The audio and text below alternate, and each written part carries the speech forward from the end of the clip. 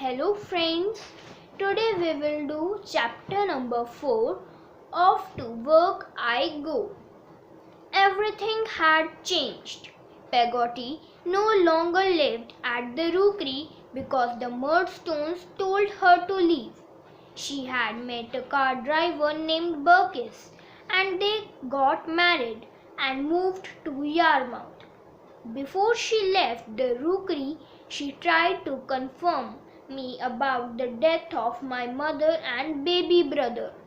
She told me that she still loved me and suggested that I visit Yarmouth again for a while. The Murdstones agreed immediately because they wanted my home to themselves.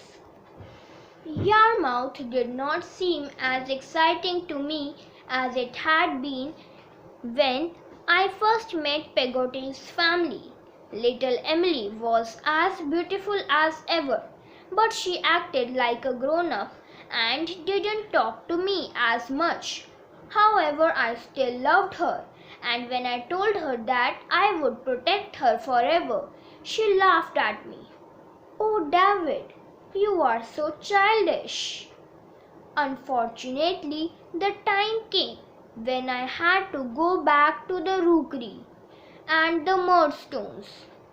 They made sure that I no longer felt at home from the moment I arrived, and for months afterward they ignored me.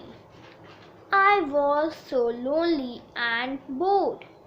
But the worst thing was that the Murdstones decided not to send me back to school.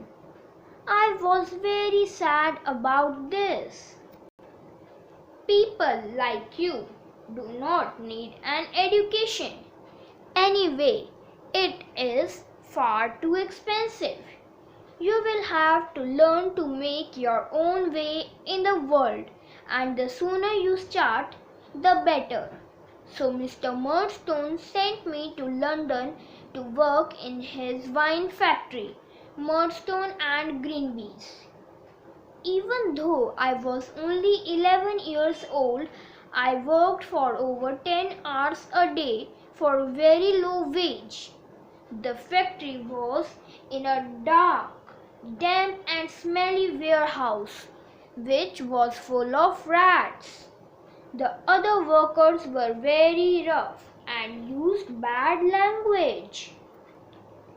I wasn't like these people, and I missed Cheerforth and the other boys, my friends from Salem House. Luckily, Mr. Murdstone had arranged for me to stay with a family called the Micawbers while I was in London. Even though they did not have much, they were friendly people. I was glad to be a part of their family because I had been lonely and miserable for too long. Many people came knocking on their door asking for money that Mr. Micawber owed them. Mr. Micawber was a kind-hearted man, but he was rather irresponsible. In the end, he had to go to prison because he did not have enough money to pay his debts. I went and visited him often. On one of my visits, Mr. Micawber gave me advice based on his own hard life. Annual income £20. Annual expenses £19. Result happiness. Annual income £20.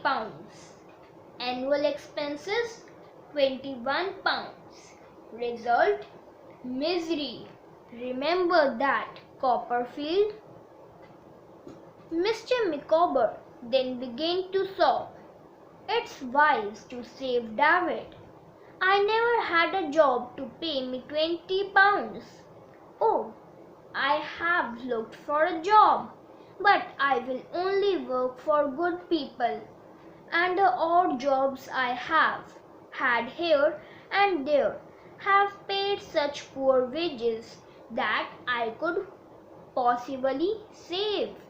Why, I have a family to feed. So I had to borrow, and now I can't pay my debts, and I am stuck here in misery. I tried to cheer Mr. Micawber up by telling him that I would most certainly take his advice and try to save money. I promise you, sir, that I will remember your words and will always try to put aside some money for a rainy day, as the saying goes. With that, he cheered up and began a jolly song that I do believe he made up. Always save for a rainy day, a rainy day, a rainy day. Always save for a rainy day, because the sun won't always shine your way. When Mr. Micawber's prison sentence was over, he decided that he and his family would leave London. I could not bear to stay in London alone, nor could I bear to continue working in that dirty factory, sticking labels on bottles surrounded by people, swearing and fighting. I decided to run away. The only person I could think of to turn to was Aunt Betsy Trotwood, the relative who had visited us at the rookery on the day I was born. Thank you, friends.